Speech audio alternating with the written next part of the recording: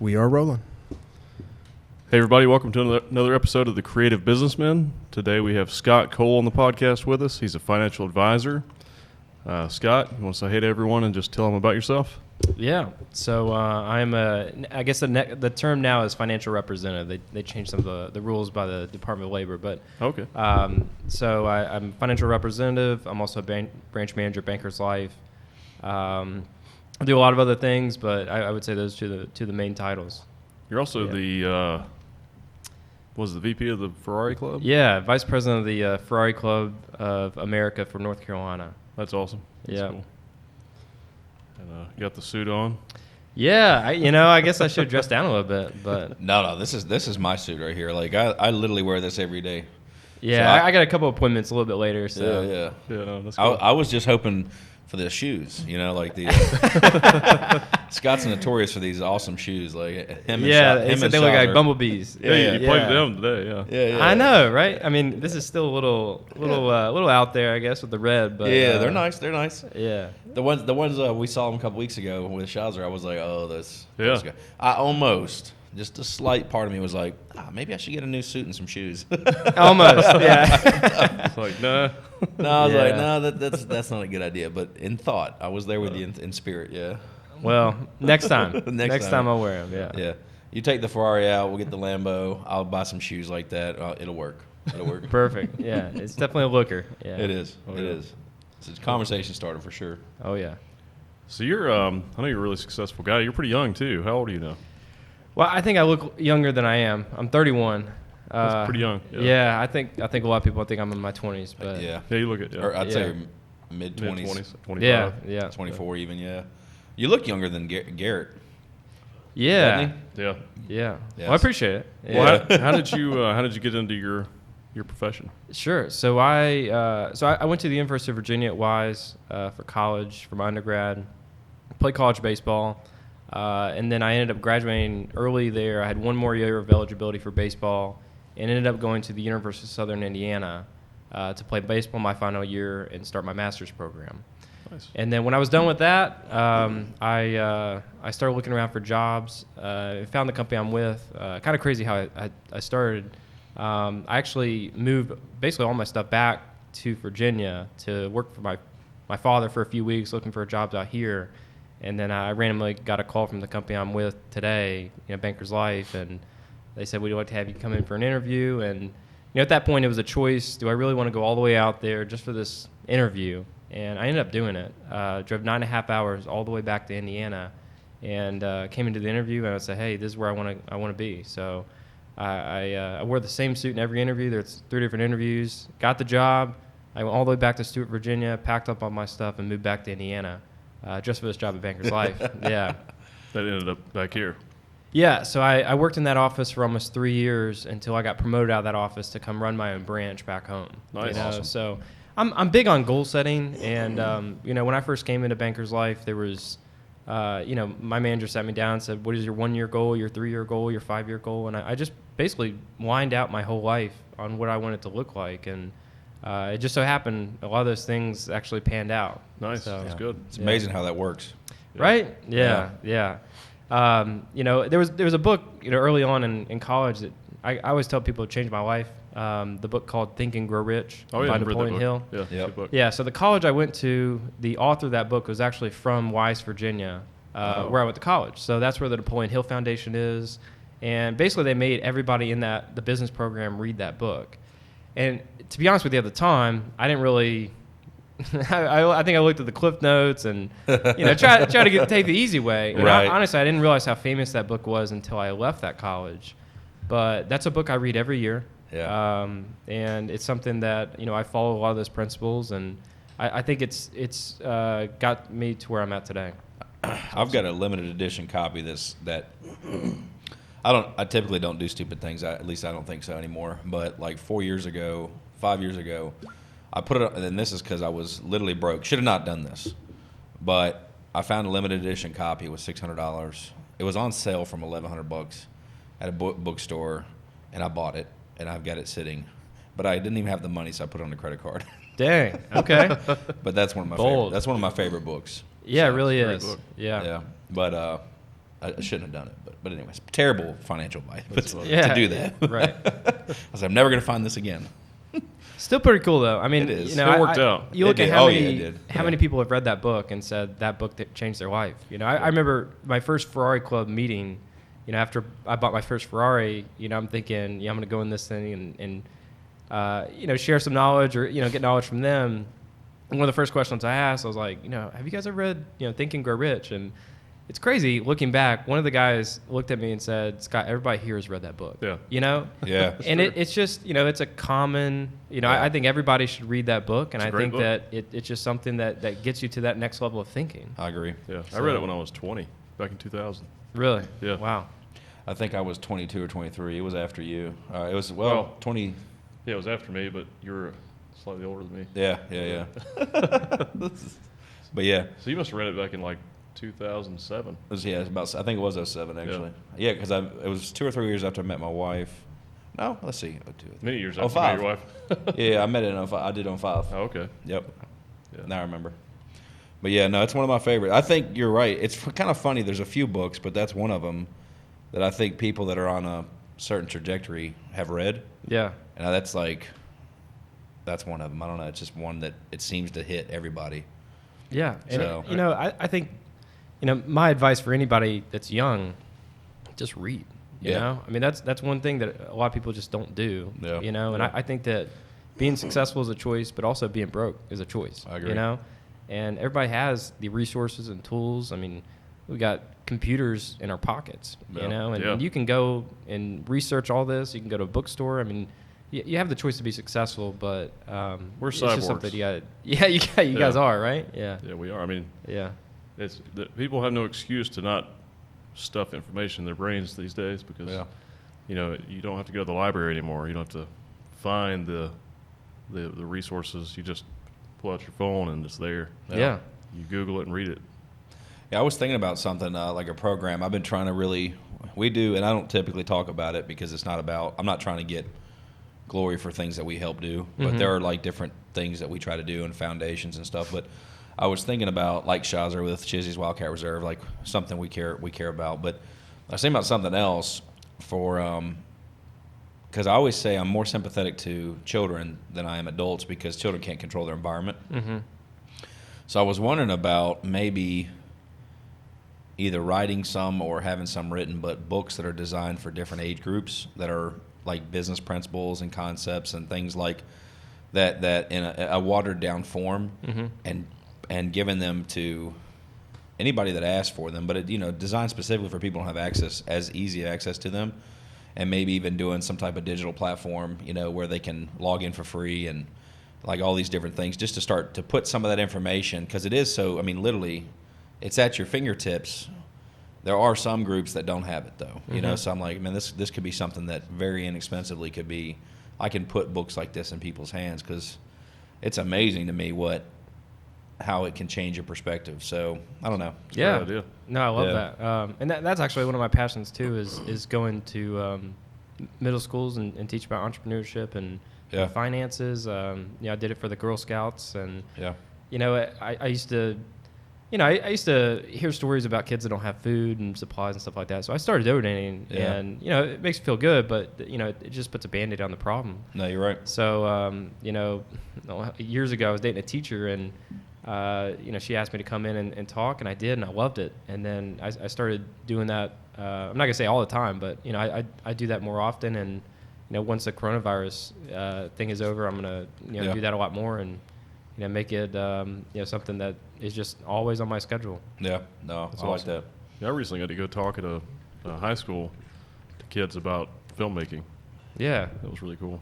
that's awesome. Yeah, Yeah, it's a good feeling when you can share knowledge with young people, and maybe a few of them hold on to some of those Yeah. ideas or nuggets, and yeah. do something I'm with sure it. that there was Yeah. something early on in your childhood Oh, that many. made you look, wow, I want Yeah. that, or that was inspiring. Same thing for me. I remember those moments where I saw either my first Ferrari, or I had somebody that I looked up to share advice. Yeah. And that stuff is so impactful. And Yeah. that's what I really respect about people that are very successful, that give back and share those ideas. Yeah. And I know you guys do that a lot. So Yeah. Yeah, I know when I was young, I would always go and talk to people that looked successful. Mm-hmm. You know, if they had a Ferrari or a Lamborghini or, you know, a really nice watch or something, I'd, you know, strike up a conversation with them and just try to pick their brain a little bit if they would talk to me. Right. And most of the time they will. Most people right? will, yeah. Yeah. I mean, Some won't, you know. Some people are assholes. yeah. But true. most people are cool about it. Absolutely. So first, and this is a little later on. This is like late teens, early 20s, 19, 20 years old. I was buying my first gas station, and never bought a gas station. It didn't matter for me because my theory is that if anybody else can do it, I can do it. I just got to figure it out, right? Mm-hmm. So as we got closer to the closing, I was like, I probably should figure out how to run this business, right? So I literally, it just dawns on me like 2-3 weeks before closing that, hey, I probably need to get on this. So I start calling different gas stations, literally. And this is slightly before the technology was so accessible. You know, like we had it from your phone, internet from your phone, but it was not the same, right? So I literally just got the phone book out. I'm just calling gas station, and my spiel was basically, hey, I'm a young guy. I'm 19 years old. I'm getting ready to buy my first gas station. I'm looking for somebody, a mentor that's willing to help me out. My gas station's gonna be like 30 miles away. It's not gonna compete with you. And literally I was trying to find an owner, and I just called over and over again. And I actually got a hold of an Indian gentleman that owned like 5 or 6 stations, him and his family. Mm-hmm. And he was willing to meet with me. And this is like just random, right? But he was willing to meet with me. He brought me in. He like told me some of their traditions and some of their things that were more cultural. But then he showed me he talked to me about the way that they run their business and some of their things, and their hard cost, and if they use what a grocer was. The people that supply all the inventory, right? And that a grocer is going to charge you more money, but they're going to take a lot of the labor out of it, basically. And then using somebody that comes in and checks and audits inventory every 2 weeks. And so they told me all these little steps that I hadn't thought about. And they told me that you should pit Pepsi against Coke, and one will give you a better deal or give you better pricing based on preferred placement, And so there was a lot of little things. And so I think about that. I go backwards, and I was super appreciative at that point. But I go backwards and I think about that. And I'm like, man, that guy didn't have to. He didn't ask me for $1. He wouldn't let me buy my drink while I was in there, right? Like he literally gave me years worth of knowledge and help of me avoid roadblocks just because he wanted to help another person be successful, right? Another entrepreneur, somebody that was business minded, right? But the whole key became I had to be willing to ask for help, right? And I had to be able to be looking for help. And then there's that proverb or that saying that says, when the student is ready, the teacher will appear. Mm-hmm. Oh, yeah. And I felt very much like when I look at it in reverse, I'm like, man, there are resources out there. There's always been resources. You might just have to pick the phone up and start calling and try and find them, right? Exactly.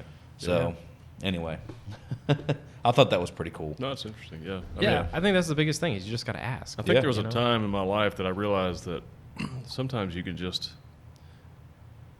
like one of the hardest or one of the keys to doing anything is just doing it. Yeah. You just have to reach this level where it's like sure there's certain things you can't do. You have to be qualified, you have to have certain knowledge to do certain things, but there's some things that, if you have enough knowledge, you can just do it. Mm-hmm. And just make it work, make it happen. And I think a lot of people face like a level of fear in their life, and they're afraid to just jump in and do something. Yeah. And that holds a lot of people back. I know a lot of people that have had, real talents, and they didn't pursue those talents because they were afraid to. Like they would start to, and they'd go do something else.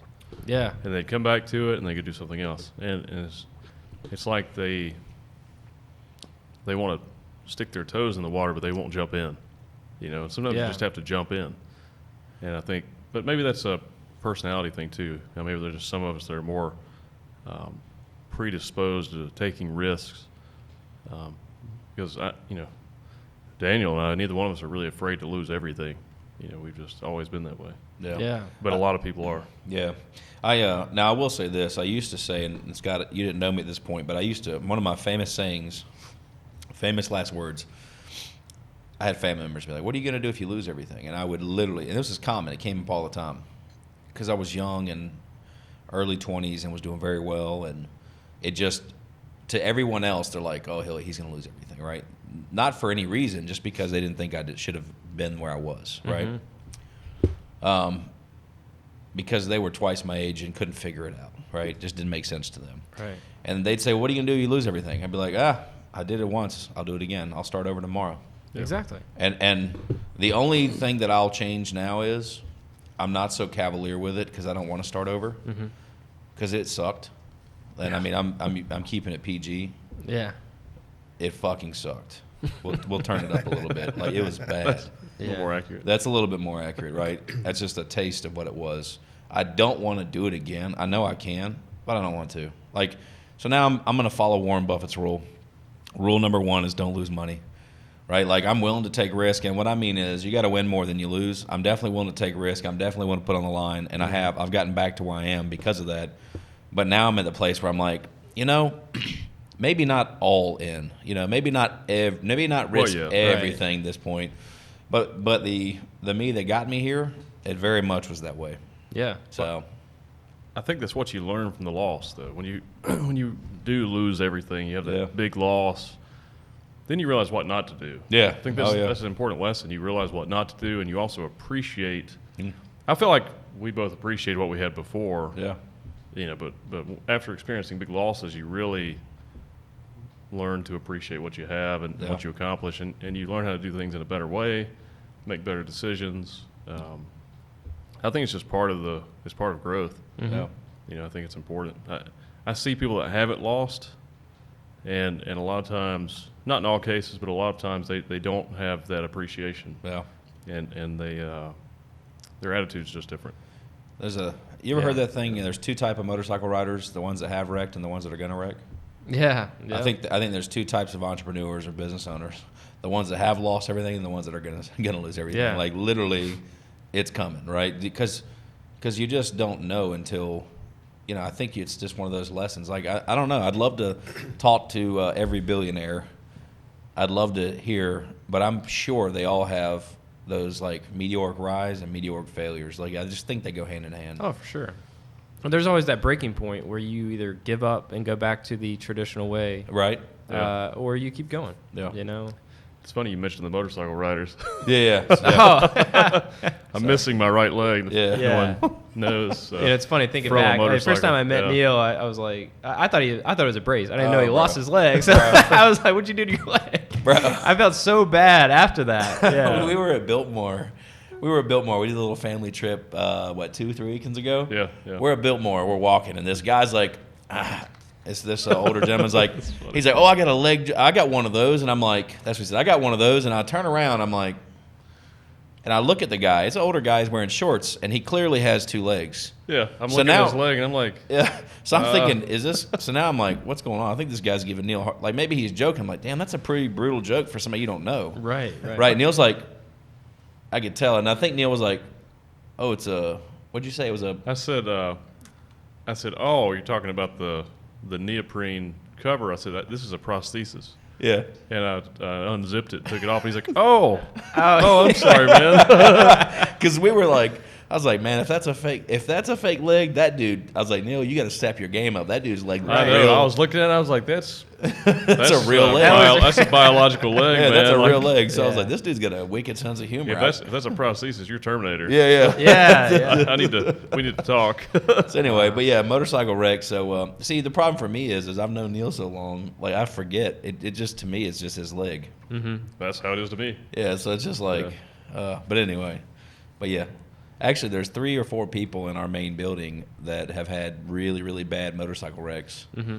And broken back. I mean, like totaled cars with their bodies, like all kinds of stuff. So if you're thinking about buying a bike, come talk to us. I did. Yeah, actually, that's why I got rid of mine. mine. Yeah. So I let one of my best friends borrow my bike during spring break when I went back home, and he went headfirst in a guardrail. Oh, did he live? Yeah, he did. Yeah, he was like, he broke his hip and femur and all that, and I think he couldn't walk for about 4 months, but he's good now. Yeah. And that taught me a big lesson for sure. Hey, there's a rule, and if we have to edit this out because it's too graphic, we can.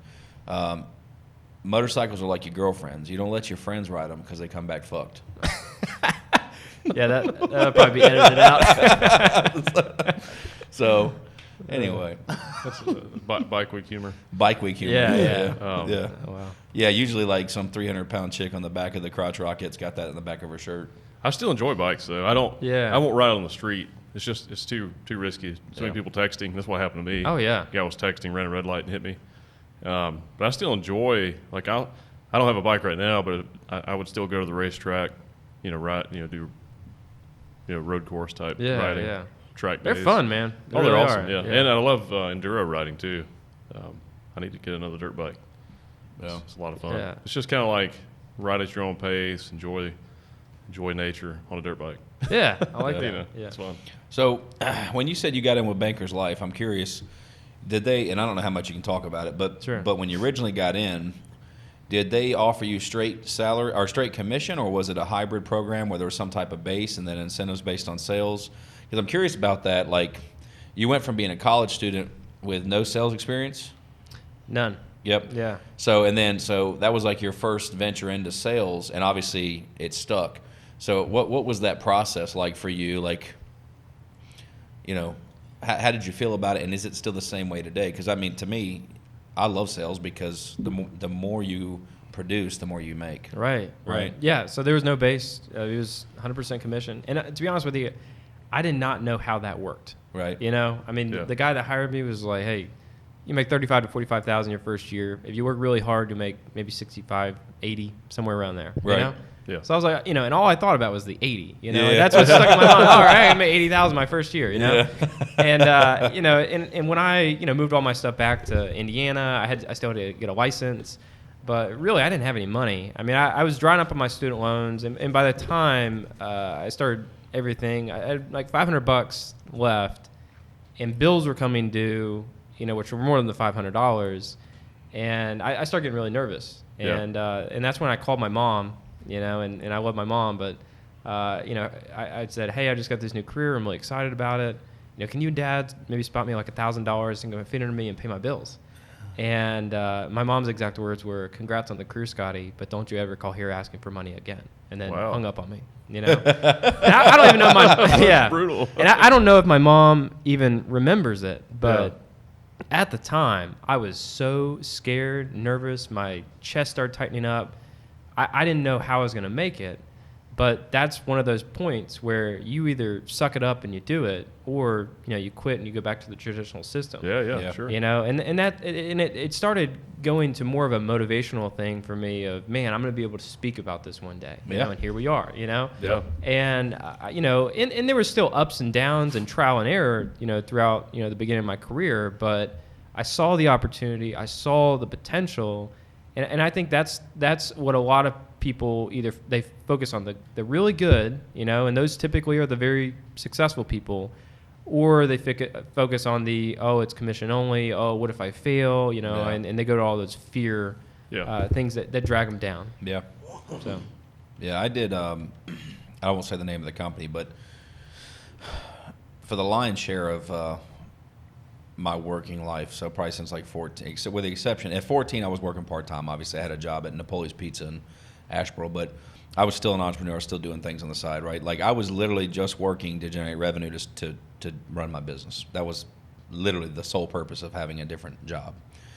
But I did get to a point in late teens, early 20s where I was doing consulting for a company it was based out of Chicago, but they would fly me out to these different companies, and essentially I would just do like hierarchical systems or tax mitigation strategies, just whatever, right? Just helping advise this business.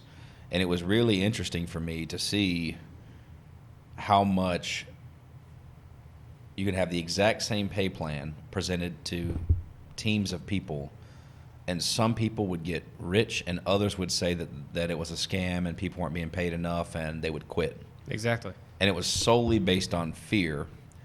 And everybody wants this guarantee, right? But to get the guarantee, it's like getting golden handcuffs. Like it's like they would rather take 20 or 30 grand a year guaranteed or 40 grand a year guaranteed than be paid off their production, right? Or another way to look at it might be those same people would say, look, just pay me a flat and I'll work 40 hours a week. Whereas once the other people caught on, you couldn't pay them enough to be an employee, right? Exactly. There's no way, because they would know that you could go out and have one kick-ass day and generate enough revenue to cover a year's worth of 40-hour-a-week, clocking hours. Yeah. And so once those people figured that out, they'll never become an hourly employee again. They'll never want a salary like that again. But there's like this weird thing that traps people into thinking that that's the way to do it. Right. So I don't know. There's a couple of things with that scenario. I think one, you have three different types of people. You've got people like you that, you want the commission, you want to go out there and prove yourself, and you know that you have the work ethic to get it done and do very well. And you have another group of people that they want to do the bare minimum. Yeah. Mm-hmm. They don't have the work ethic. They don't want to put in the work. They feel like if they're on a salary, it's guaranteed. They can, work at their own pace. They don't have to overdo it. They're not trying to impress anybody or reach any goals. And then you've got people that are just afraid. Yeah. You have people that Yeah. they maybe they have the ability to do very well, and maybe they do very well on the salary. Yeah. But they're afraid to step out of that safety zone. They can't. Yeah. We've had people that wanted to do business with us, and then right before we launch a new project, they just get scared and back out. Yeah. Stress. And I mean, we still do it, but they miss out on maybe a really good opportunity. Right. So Yeah. I don't know. It's interesting. It's like yesterday. I was exhausted. I was tired. We had just gotten back from a out-of-state trip. Neil and I went down and we met with clients in various parts of Colorado, and literally just very little sleep across 4 days. Right, just went out there and grinded to get 10 it done. days. Yeah, 10 hours. Yeah. But got back home, had to spend the time with the family, and then yesterday I'm exhausted. Right, and in my head I was sitting here playing all these excuses that I shouldn't go meet with these other clients, and several things happened that would have been easy excuses. Oh, my flights got canceled, can't make it, right? Right. And instead I was like, no, that's fine. I hopped in the car and I just drove it, and I did it. And I got home at 4 o'clock this morning, literally just drove straight there, did all my stuff, drove all the way home, and got home at 4 o'clock in the morning, slept 3 hours, got up, got back to it, right? It's like this conscious thing, like people think, oh, I'm going to get successful and I won't have to work, I won't have to this or that, and like that's really not what it's about, actually. You do have time, freedom, and you've got freedom of choice. I have a lot of choices available to me. I've got options. But at the same point, I'm still the same person. I still, even when it's difficult, will choose to get the job done. And there's some level of satisfaction in being able to do it. And being able to sit here and talk to you about it today is like, hey, man, I'm still the same guy. Like, I still want to get out there and get it done, right? And there's a motivation to do that. And there's also the financial reward that comes in the future of continuing to live your life that way. It allows you to make choices. So I think it's cool. I think that's part of being a successful entrepreneur too, is you have to, you don't have anyone else to make you do what you need to do. Those are your responsibilities. So you have to be self-motivated. Yeah. Well, you run your branch, so you don't have somebody. Yeah, I mean, your production is, you're setting your own goals. Oh, right. You're basically an entrepreneur. Yeah, 100%. And obviously I got somebody to answer to too, but what I love about where I'm at is they give me the ability to run my own branch like it would be my own business. And there's a lot of responsibility comes with that, but that's why they pay the way they do. Yeah, it's almost like a franchise. Yeah. I think we've had people in our building that didn't quite cut it, but wanted to come. A little stab at you there, buddy. Yeah. But wanted to come on with you, and I've heard a lot of things from other people. I mean, you've got a strong group there. Yeah. So we have one of the youngest offices in the company. And in any kind of commission-based environment, there's turnover, and there's people that won't make it. Yep. And out of our last 26 people that we brought aboard, 25 are still there. That's awesome. Wow, that's great. So it's, I think, we just set a higher standard. We make sure that we're hiring the best of the best. But, we try not to get those people that are too scared or too not nervous about the entrepreneurship route. You know? Yeah. So where are you from originally? A little town called Stuart, Virginia. Very small. My dad's like the county doctor. Oh, nice. I was going to ask you what your parents do. Yeah, my dad's a doctor, mom's a nurse. Okay. So I thought, I went through a lot of different things of what I wanted to do for a living, and that was one that I followed my dad in his footstep, and That's pretty common, right? yeah, a lot, yeah. So I actually went to college at one point, was going to be pre-med, and realized quickly that wasn't what I wanted to do. Yeah. And I started thinking back of all the things my dad went through, like playing sports, and he was either on call or just couldn't make it, and I just want to have a little more freedom to write my own story and be able to have that freedom and flexibility, but also work hard and make a lot of money and make a good living. So yeah, and what's funny is you probably have a lot of doctors now that invest with you. yeah, So yeah. That's true. there's levels to everything. Yeah, absolutely. I got to give your mom and dad props though for cutting you off, because dad's a doctor, mom's a nurse. You call for money, they cut you off. I respect that. That's good. Yeah, I mean, I was one of 6 kids, so it was a big family, and I like that. but Are you the youngest? I'm in the middle. Middle. Okay. Yeah. So there's one more that's more spoiled than you at the bottom, right? Like They're twins. They're Oh. identical twins, right below me. But yeah, I mean I love my siblings, and we all kind of did our own thing, and it's neat. I mean, all of them are pretty successful. any doctors? Just sister-in-laws. Okay. Yeah. So Okay. 2 sister-in-laws are doctors. Oh, my sister's a dentist. I don't know if you can say that. that's a doctor. Yeah, we'll count that. Yeah. Just for your sister. No. Yeah. I don't know what the inside joke is about it, but I think it's funny. Like dentists aren't real doctors. That's what they say. Yeah. I was like, well, okay. Yeah. Some really successful dentists out there. Yeah, I was gonna say I know a few.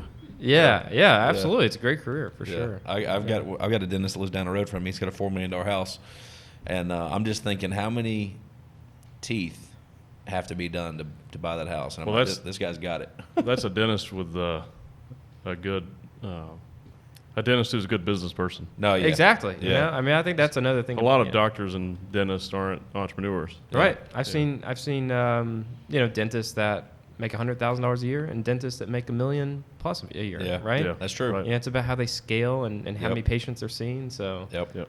and that's like it with everything, right? I Yep. mean, sales you can scale. Doctor, lawyers. Yeah. So No, makes sense. Makes sense. So successful family, so parents are happy. yeah, so they're very happy and they're very supportive, and like I was gonna say, my dad, I mean, he grew up fairly poor, and that's what made him want to be a doctor. Okay. Is to give back and help the community, and just a very amazing person. I'm able to help people in my own way, even though it's not being a doctor. I mean, ultimately, everybody in my family helps somebody in some way, and that's why they're successful, is because they're able to help others, and in turn, it will help themselves. Yeah. That's great. Yep. What did your grandparents do? Your dad's parents? Yes, my dad's parents. My grandfather was a horse trainer. He's Okay. actually in the Hall of Fame for horse trainers. I didn't even know Really? that was Wow. a thing. Yeah, but, up in Virginia. So he was a horse trainer. My grandmother. I don't even know if she had a job. I just always knew them as retired. Right. Yeah. On my mom's side, my grandfather was vice president of international operations at Prudential. Okay. So Oh. he was very successful, and he also was he worked in the embassy for a while, but I didn't even know he was in the same field. Yeah, I was going as to say myself. that's Yeah. interesting. And we never talked about it. And then at one point I went down to go see him, and we spent some time together, just one-on-one. Yeah. And when I started talking about what I do and what he does, I mean, he was so like, Scott, you are in the right field. Like, keep doing what you're doing. It's a great business, and it's really neat to see that was kind of in my lineage, I guess. Kind of in your DNA, maybe. Yeah. That's interesting. Yeah. That is. That's what I was going to say. I was like, oh man, that is interesting. Yeah. So Yeah, it was crazy. He started with Beige, and both companies started in the exact, the company I work with and the company he worked with started in the exact same year in 1879. Wow. Which actually is the same year as the light bulb was invented. So, it's just amazing, just the irony of all that, and the, coincidence. It's interesting. It Yeah. is. It is. That is crazy. Man. So what's on the horizon right now, as far as, I know you got Banker's Life, you guys got a ton of stuff you're working on. I saw something recently about a financial literacy thing going on. Yeah. So one of our really good friends, and we work with her, Mickey Shiloh. So she's, I'm telling you, this girl is going to be a rock star. She's written songs for Janet Jackson, Britney Spears, and she created her own business called Hard Drive, which links up artists and producers and people in the music industry. So I think no matter what industry you're in, I think a lot of people study or have a hardship of finance, and if you make a lot of money, what do you do with it then? Yep. And one of the things that I've always been a big advocate of is saving, investing, and also multiplying wealth. Because you can't really add your way to wealth; you got to multiply it to wealth. So that's something that we'll talk about with a lot of the people that she works with. That's awesome. Cool. Yeah, yeah. It's all about returns. Yeah, absolutely. Yeah, if you just let your money sit in the bank, it's actually losing about 3% a year. Yeah. Exactly. Yeah. And talk about risk. That's another form of risk, inflation. Right. Yeah. I mean, every changes. year it's going to go down in value. And I'm sure it's getting ready to change drastically after COVID. 100%. Yeah. Absolutely. Yeah. That's what people don't understand about the financial system. Our money is actually designed to go down in value. Yeah. So, and if you look, if you take, and I don't remember the scale here, but I think $1 is supposed to cut by like 70% over a 30-year period, right? By design. Don't quote me on these exact numbers, but in theory, though, it's because the dollar has less purchasing power as inflation takes effect, right? Mm-hmm. Well, then you have the other thing that takes place too, for me, which is where are we at now? Are we going to have periods of hyperinflation, right? And then I think you've got negative returns on dollars in banks because of the fees that people are charged, and they're not even aware of it. Right. So now they're not getting paid anything to park their money there, but they're paying $10 a month for the account or $20 a month for the account, and they're paying every time they hit an ATM. Because maybe they're not getting free ATM transactions, and they're hitting the ATM 5, 6, 7 times a month at $2.50 a transaction, and so you end up with this situation where they're being feed and they don't even pay attention. That's actually costing them money to keep their money in the bank, right? Because of the way they're doing it. So it's like, I just think people become oblivious to it. Absolutely. And banks love to have high checking accounts and savings accounts, right? They invest. They make money on spreads. Yeah. I mean, you put your money in the bank. What do? They go invest it somewhere else and make a 10 bigger return. 10 to 1. Right? I believe it is. It's for every $1 million they can loan out 10 million. Yeah. That's what I just showed you. Yeah. On the airplane. Yeah. There's a really good book called Sapiens. Mm-hmm. It's just like a comprehensive book about the history, the present, and the future of humanity. Yeah. And it's a great book. And there's one section in it that's just about capitalism, finance, and how our monetary system works. And it's really fascinating because it's not, money is something that we just believe in. It's not really a real thing. It's sort of a construct, and we base it on the value of companies and GDP and stuff like that, and how much business volume is going through a society. So like $1 million with a bank can turn into $10 million in investments. Right. So it's almost like magically creating money. Mm-hmm. So I mean, I guess with this current situation, I think the hope is that companies like Amazon, since their value has gone up drastically, that's going to help offset some of the inflation. Also, some of the other companies, like Elon Musk has got some good companies that are coming out, Neuralink and stuff like that. So some of these tech companies, they may come out with some huge technological breakthroughs that have tremendous value, and that could really help the economy. Because we're going to start seeing some trillionaires. Yeah. In the next decade. So that in itself will help offset some of the inflation, I believe. But I don't know. We do need to figure out how to make all of society better, though. Literacy, and our educational system is Yeah. so messed up. I mean, I even though being a business major, it obviously helped because I have personal finance and stuff like that. Right. But this is stuff I should have learned in middle school, in elementary school, and earlier on. So I feel like that's one of the biggest problems that we have in this country is just the lack of financial education, and I just can't believe that there's not more curriculum based around just how to save, how to invest, the opportunity cost, risk of inflation, Right. risk. I mean, just all that stuff needs to be in our school system, and it 100%. isn't. So I totally agree because, I was a teacher for many, many years and that kind of stuff. And then I went through the system. I like the idea of public school, and I'm happy I did that. I just wish that was supported enough to where they would teach more of that kind of stuff. Like, they barely taught us how our political system worked. It'd be really nice if they went and talked about how our financial system worked and stuff, because I never considered myself much of a businessman, but like, it's something I really wished I knew more about, and now I'm learning later more in life and stuff like that. And I could have really learned that when I was young, and as a teenager and stuff, and it would have helped me more with, because I've always wanted to do art and stuff, which you kind of pigeonholed there, but you can make money doing that. And if I knew a little more then, probably could have been a little more successful, but I will be. Anyway. Yeah, 100%. Yeah. And obviously you guys learned that pretty early on, But let me ask you, did you ever learn in school, did they ever teach you, like, do you remember, how do you write a check, right? Now, obviously, writing checks now is a little less common, but at the time, did you have a class that showed you, like, how do you write a check? What should you save? How do you pay bills? Like, do you ever meant anything on any type of economics whatsoever? I did, only because it was an elective, and that should not be an elective. Yeah. That should be a mandatory requirement, right? And see, you're lucky because I can name, like our school, we didn't have it. Yeah.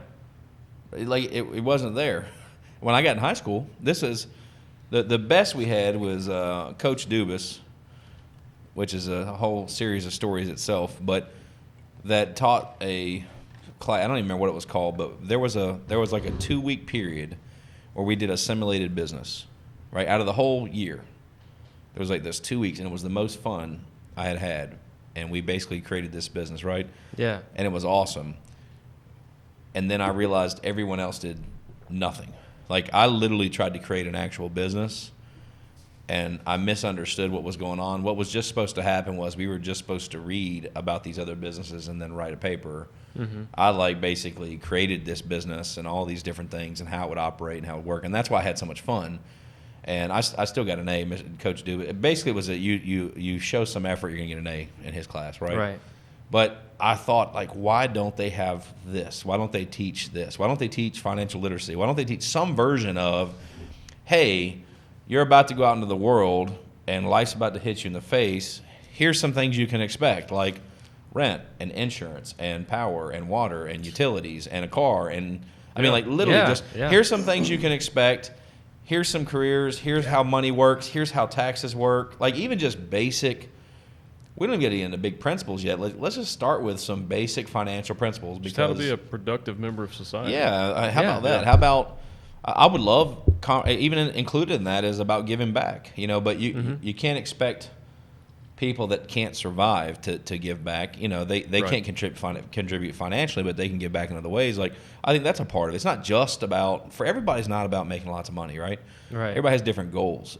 But if you generate a lot of revenue, you can give a lot of revenue, right? So if your goal is to be generous and to go after things you're passionate about, then it makes sense to be financially literate, right? Mm-hmm. Mm-hmm. So, like, I wish they'd have done that, and that's cool that you had an elective to do that. But if it wasn't for my mother teaching me how to write a check, I would have graduated high school, graduated college, and never being shown how to write a check. Like, and I get that seems like such a small thing, but I didn't even know how to use one of the primary financial instruments of the time.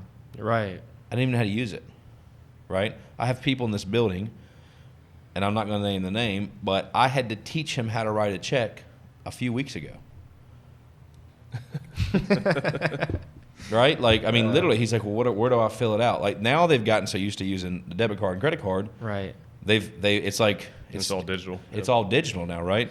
But it's just, for me, it's just like, this is evidence of there is no financial education that takes place in school. Right. And I hate politics, but I said if I ever ran for office, that would be my main platform. Yeah. Is changing that, because it's such a bad. It is. System that we have. Yeah. And you look at other countries that have said, hey, let's put that in the schools, and you see where they're at, and they're growing. But I think that's a huge problem. Yeah. In grade school, I never had any classes that focused on basic economics or even just how society works, or how businesses work, how to be an entrepreneur. It was all just, learning, I guess, basic information, math and English and history and stuff like that. Yeah. But not really how to apply it to anything. Right. And and really no direction on where to go after school. And I didn't really apply myself in grade school anyway, but in college, we studied some of that stuff. I went to school for advertising and graphic design, and we did some cool business projects, which I enjoyed. I was a group leader in some of those projects. We would do like marketing campaigns, and you set up a company, you develop logos and marketing materials, and you reach out to different companies about types of different forms of advertising, and you figure out how to market your company through those different platforms.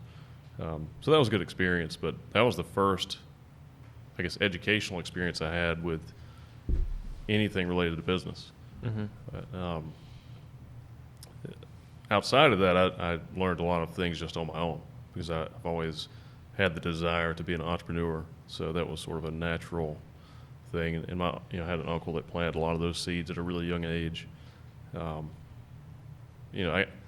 guess I'm sure there's some genetics involved in personalities. Like certain people are probably more predisposed to be independent or entrepreneurial. So maybe that has something to do with it too. But I think there would be a lot more entrepreneurs and a lot more successful people if schools were teaching that type of information. Because that's one of the keys to a good society, is having productive people. Exactly. I'm not like a huge person for conspiracy theories. At least I don't think I am. But I got to tell you, some of the like what I tell my children, and I don't know where I heard this originally, so I don't know who to give credit to it for, but they're going to go to college to find their employees, right? I feel like our education system is designed to generate employees, right? For the most part, right? It is. Yeah. And The so Rockefellers. Exactly.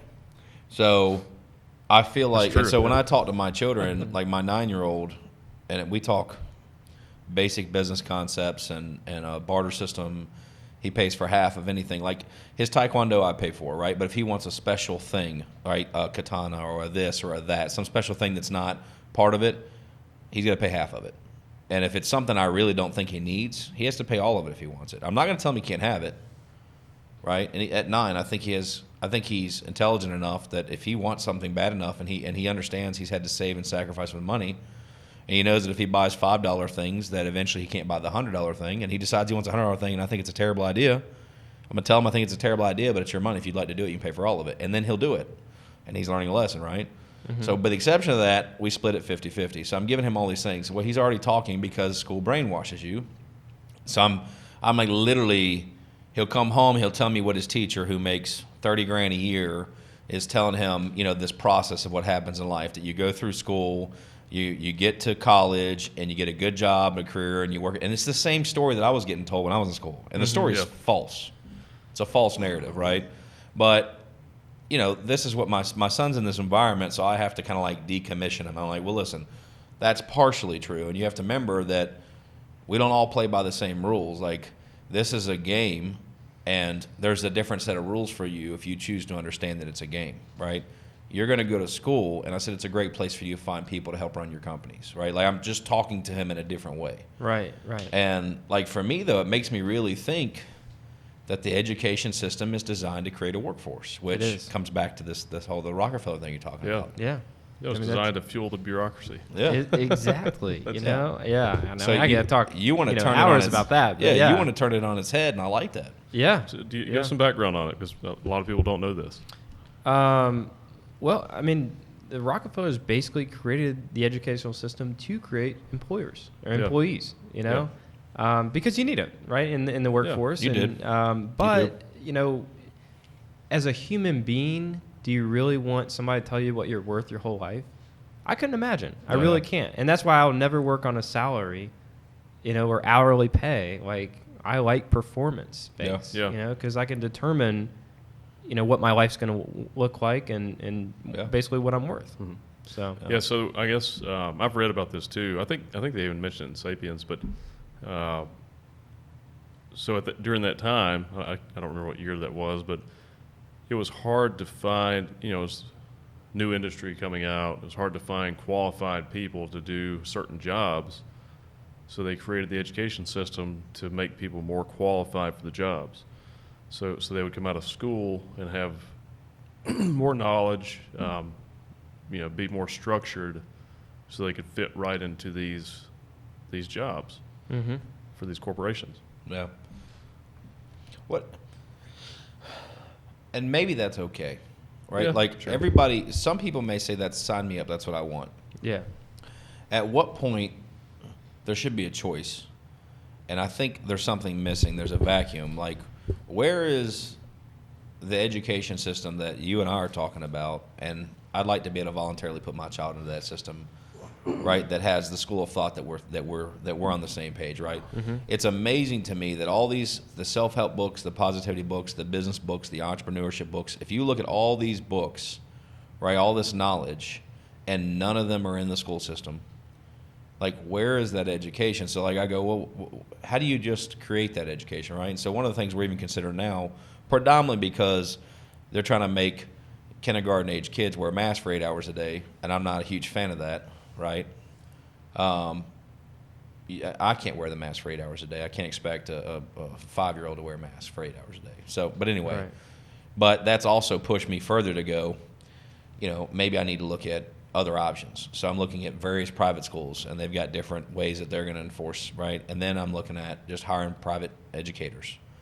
And then I'm looking at, some version of homeschooling. So I'm trying to figure out all these things. I'm literally, the last 2 weeks, I've been diving into it, trying to figure out, is there an education system that I think suits the way that I feel about things and the way that I believe and the way that I believe the world works? Is there an education system I can put my children in that environment? And there's not one that I can find. Maybe there is, but I can't find it. Right. It seems like our education system should look at each kid objectively and find out what their interests are, and then separate the kids into those groups of where their interest is at. Because we're all different. We all have we're all predisposed to like different things, to have interests in different areas. Some people are really artistic, some people are really analytical. Yeah. And I think it's just a cookie cutter system where everybody goes through the same experience, and so I don't think people are learning what their real talents are. I think they just have to figure it out on their own, and most people don't figure it out, or they don't know how to pursue that. So then you have 85% of people in society that hate what they do. They're miserable because they're not doing what they should be doing. They're not doing something that they're passionate about, or something that allows them to use their talents or their gifts. Because I think everybody has something that they really like. Right. There's some aspect of their personality that would flourish in a certain environment or doing a certain task. And I think most people don't know what that is because no one's helped them at a young age pinpoint that ability. No. 100%. Yeah. No. Yeah. And back to what you were saying, I think that there's a lot of stuff that you guys can Google and read and stuff like that. But is there an educational system or college? I mean, there's probably curriculum out there, but like we go back to the Rockefellers, I don't feel like it was designed that way. Yeah. Yeah. So. Yeah. No, I agree. It's kind of weird that you expect high school kids to know what they want to do anyway. That's true. Yeah. Like, you know what I mean? Like, Yeah. you're not a developed human. You're not a developed human until you're about 26. So you're trying to figure out what you want to go to college for, if you want to go to college. And most kids have no idea. I mean, maybe they have. Maybe some kids have been sort of pushed in a certain direction, but you still don't really know. Yeah. right? Yeah. I had no idea. Yeah. To be honest with you. I knew I didn't want to go to college. Now, I ended up going back later. Yeah. Like, I went to college because I love my mom to death, but my mom just nagged the shit out of me about it, right? And so I made an attempt, but I wasn't into it, right? And I'm very stubborn. If I'm in something, I'm in it. And like, nobody can tell me I can't do it, and I'll just get it done. But I'm also the adverse to that. Like, I'm literally the opposite, and I just wasn't in it. So I showed up. I went through the motions, but it just wasn't my thing, right? Now, later on, when I decided I wanted to do it, I got the associates and then the bachelor's and the master's degree and enjoy education now, right? And I was an autodidact at that point. Like, I was self-educating. I just didn't want to be in this structured environment that I didn't like, that I had already been in for a long time that I hated, you know? But I think you're right, man. It's don't you think that a lot of parents don't know what their kids should do, so they just push them into college? Yeah. It's like, hey, I know you don't get what you want to do, but you should take on a lot of debt and go to school. Well, my parents Yeah. were blue collars. They just wanted me to do better than them. Mm-hmm. And they I love my parents, they're great people, but they really buy into the idea that, you get a job and you just, even if you hate it, you work it, and you have to do that to make ends meet. And when I was a kid, I was like, I don't think reality has to be that way.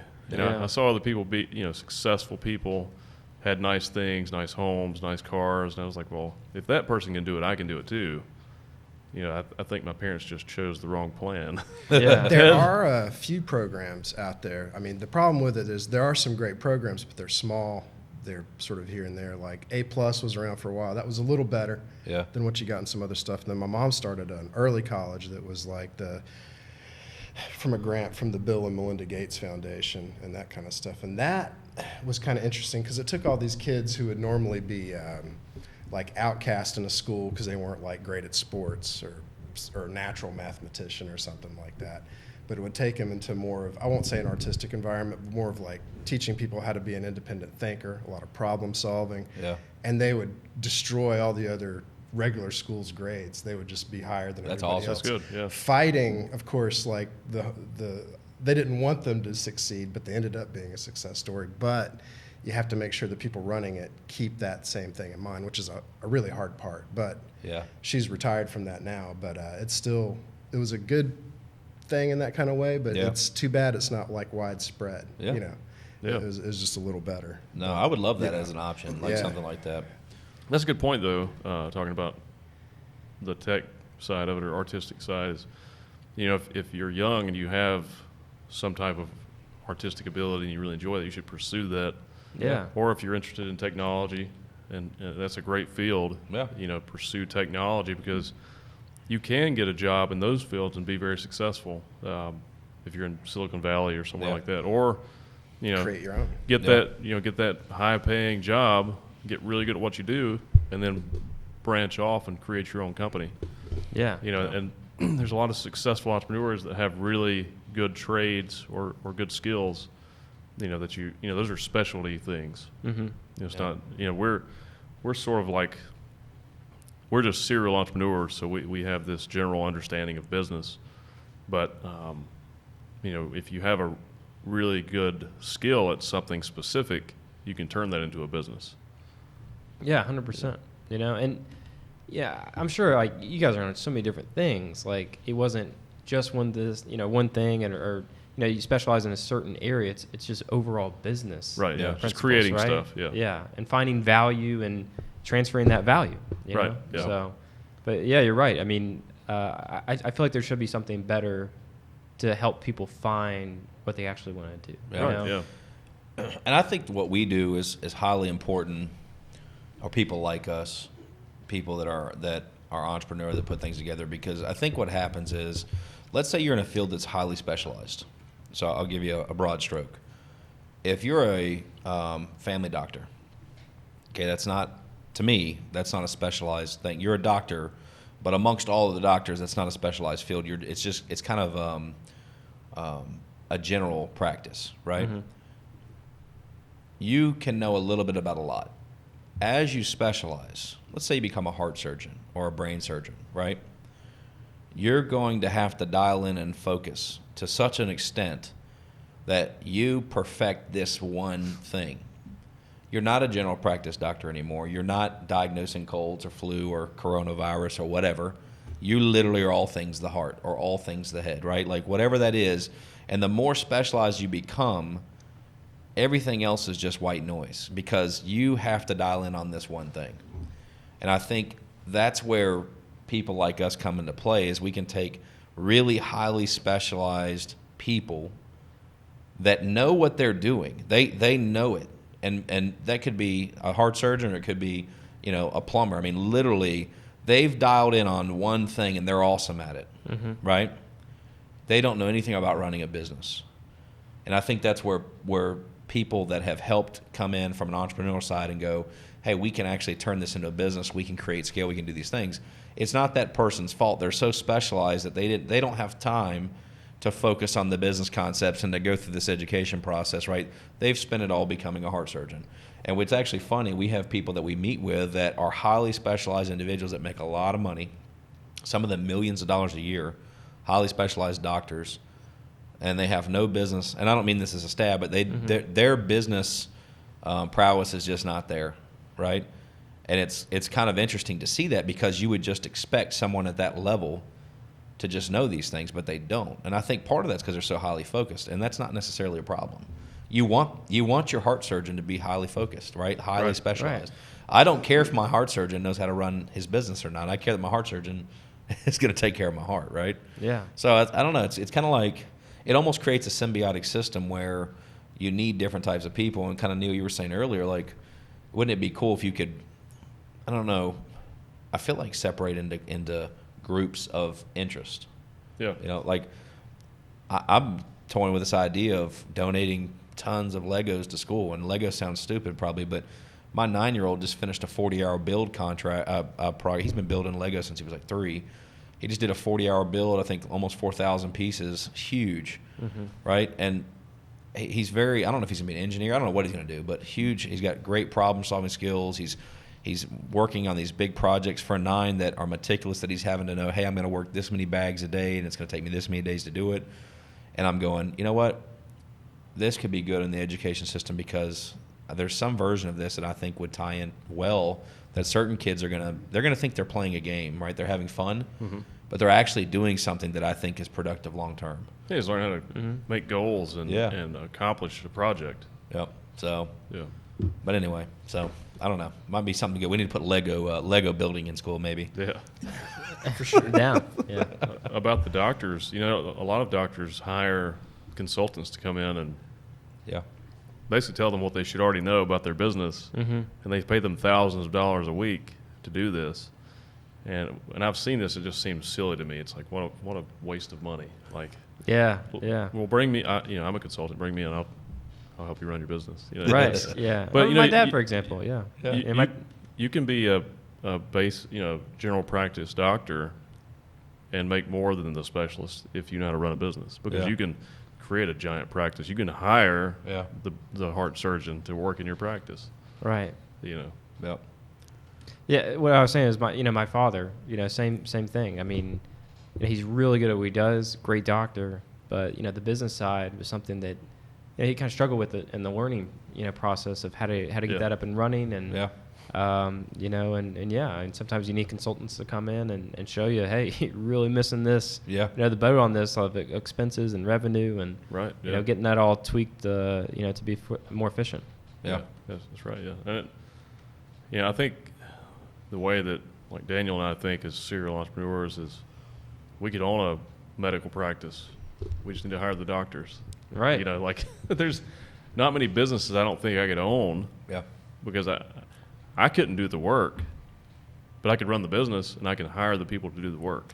I can find the specialists. Yeah. We're doing this now, and I don't want to put any names out there, and I'm definitely not an attorney, so I'm not saying that.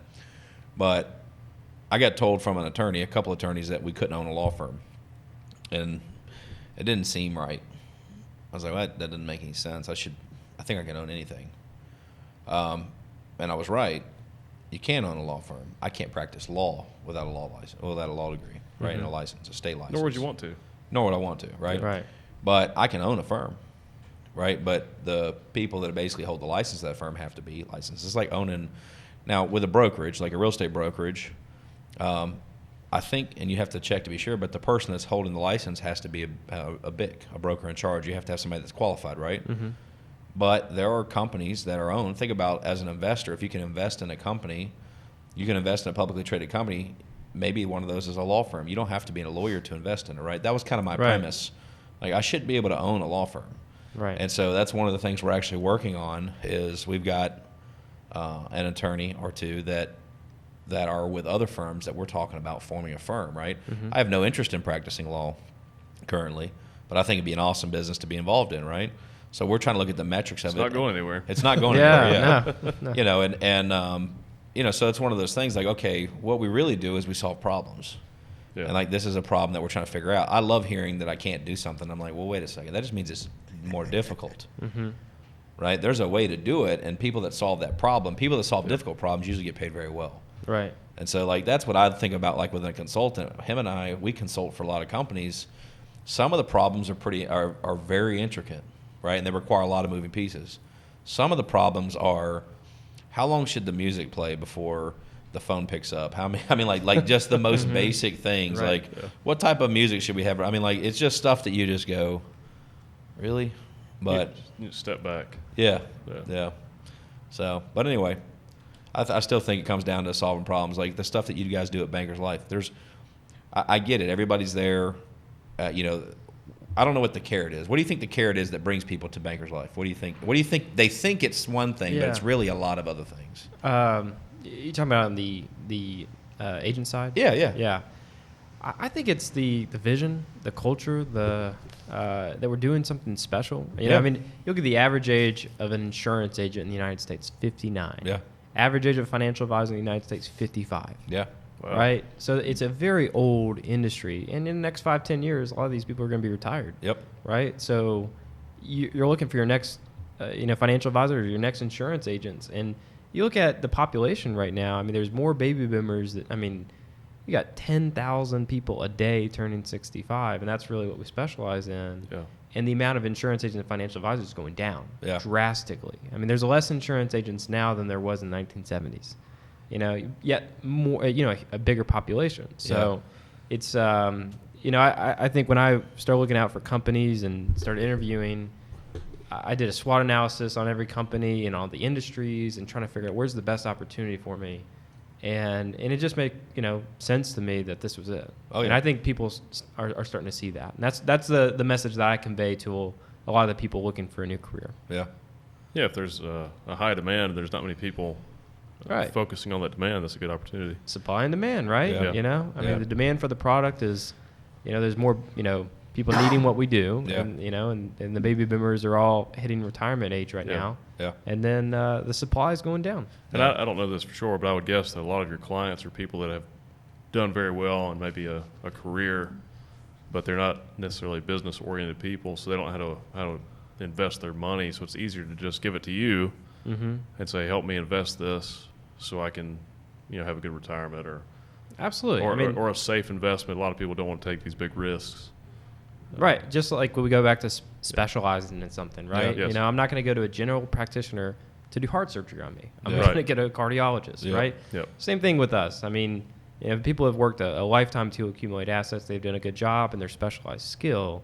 But now managing the money, I mean, I think that needs to go to a professional that does it. Right, yeah. So- The same reason that the heart surgeon would tell you not to go to a general doctor for heart surgery is the same reason the heart surgeon should allow someone else that specializes in financial services to handle their financial services, right? Right. It's like if you can build value in yourself as a highly specialized individual, then you should understand and respect the fact that other people that are highly specialized in a field should handle that field. Like, and that's one of the things that was great for us is I don't need to try to learn. It's like, I think Henry Ford said this one time when he was being questioned on the stand. They were asking him specific questions about his engine, and he's like, I don't need to know the question about the engine. I have someone that is highly specialized that knows an engine inside and out, right? Like, I have the best person in the country working for me, right? Yeah. And that's kind of how I feel about it. Because you guys at Banker's Life, you're solving problems. You guys are solving tax, potential tax issues, estate issues. Like, you guys are literally, you're protecting wealth, but you're also protecting the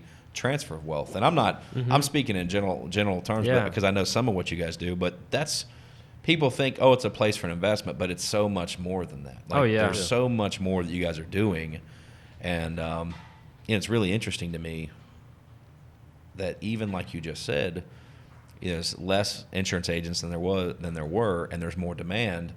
But I would say that a lot of people still don't see the value. Like, they just it doesn't click until it does, and when it clicks for them, they're like, "How did I go this long without someone like you in my life, right? Right. Yeah. I mean, and honestly, I mean, most of the appointments that we have, typically when we leave, we're getting hugs. Yeah. Because that value that you bring to clients is so impactful.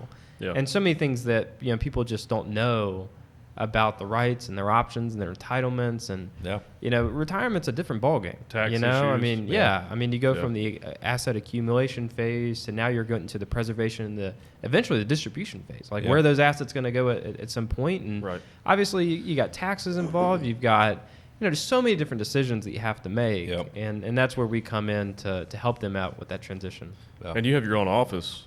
You said you have 30 people at your office? I've got 3 offices. Oh, 3 offices. Okay. So I got one in Greensboro, where we have roughly about 40 agents now. We got one in Winston-Salem, and then we got one in I got one in Roanoke, Virginia. And you probably hire different agents that specialize in certain things, right? Yeah. So I think one thing that we've done a good job of is I mean I try to hire, I kind of like the general practitioners, the ones that do it the traditional way, but also I don't cookie cut this either. I mean, if somebody's really good at, life insurance or really good at investment planning or, whatever, I mean, we're going to put them in the right spots, right. And everybody, just like a football team, everybody has their own position. Yeah. Not everybody's going to be the quarterback. Not everybody's going to be the lineman. I mean, we try to figure out what are they going to be best at. Yeah. Yeah. I like that analogy. I'm going to have to use that with one of my guys. I use different analogies, but I'm going to have to come back to this. Everybody may want to be the quarterback, but they can't be.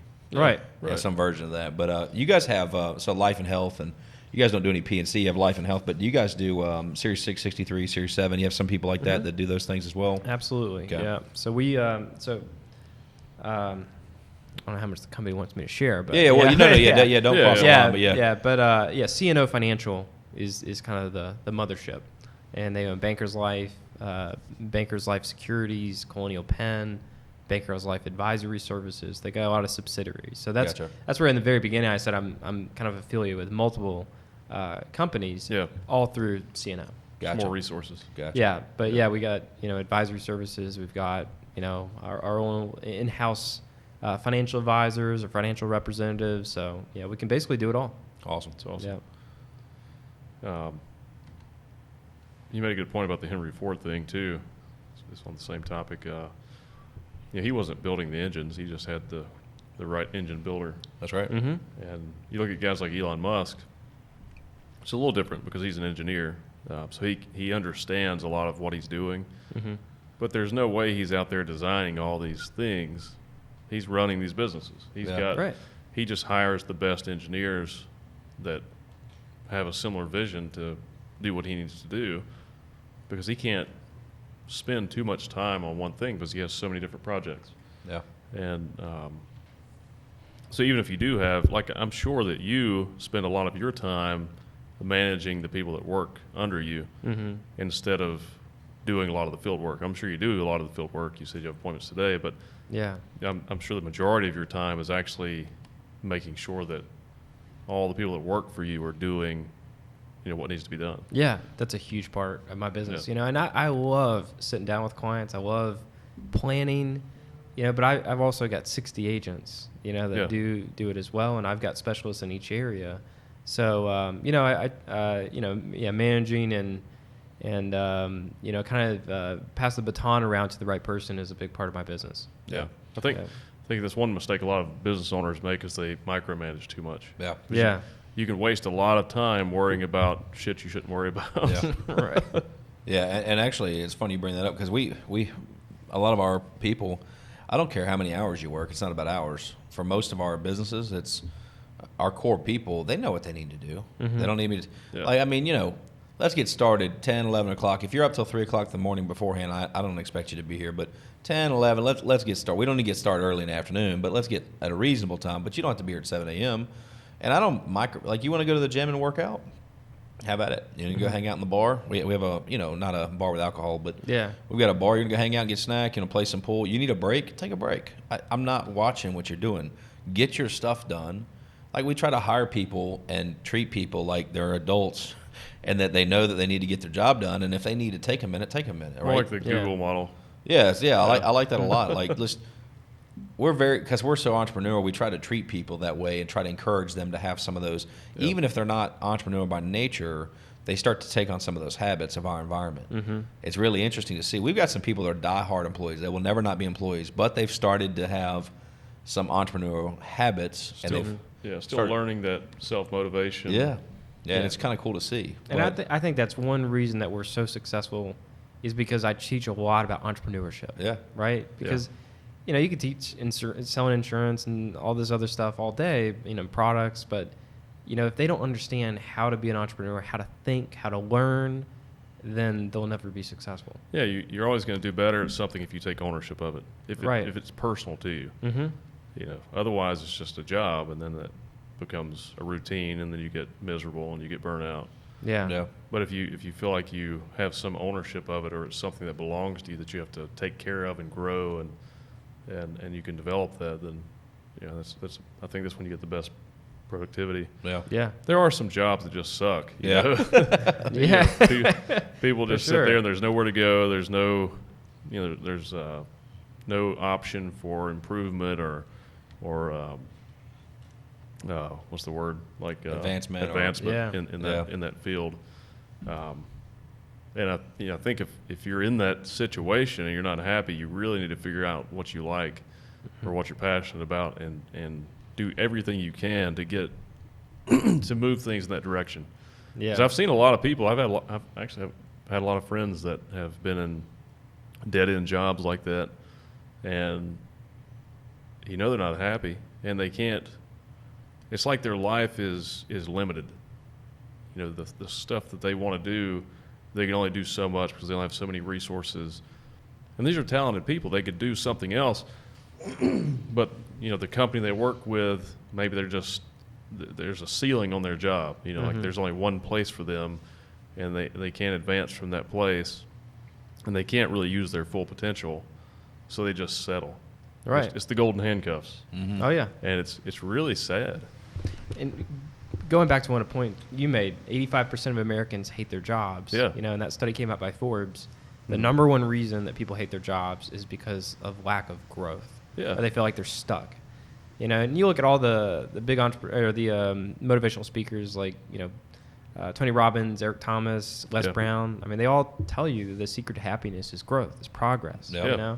And the other stat is that we spend 62% of our lives working. So I can't imagine 85% of Americans spend 62% of their lives doing something that they hate. Yeah. Well, none of us know what this all is. Yeah, like we don't really know why we're doing what we're doing, but we do get satisfaction from creating. Like I'm a creative person. I'm also an artist, and I have to constantly be working on a project or creating something, and it's not the money that makes me happy. It's actually watching something grow and become something. It's like, if we work on a new project, we start a new business, or we help someone else start a new business, and watching that business grow and flourish and hire employees and develop into this, big structured thing that keeps growing, that's exciting. It's exciting to watch other people be successful. And then the side effect of that is just your own success. Yeah. But, whether it's a business or, writing a screenplay or, acting on a project, it's all creating. And Yeah. I think when people are creating, that's when they're happy. And if you're in a situation where you can't create, then you're stuck and you're not going to be happy. Mm-hmm. If you work in a manufacturing job and all you do is just sit on a line and move trays all day, you're never going to be happy with that, because that's not a human job. There should be a machine doing that job. Right. Because that's going to drive you nuts. You drive me nuts. Yeah. It would me too. I'd lose my mind. Yeah. I would just give up if that So- was my life.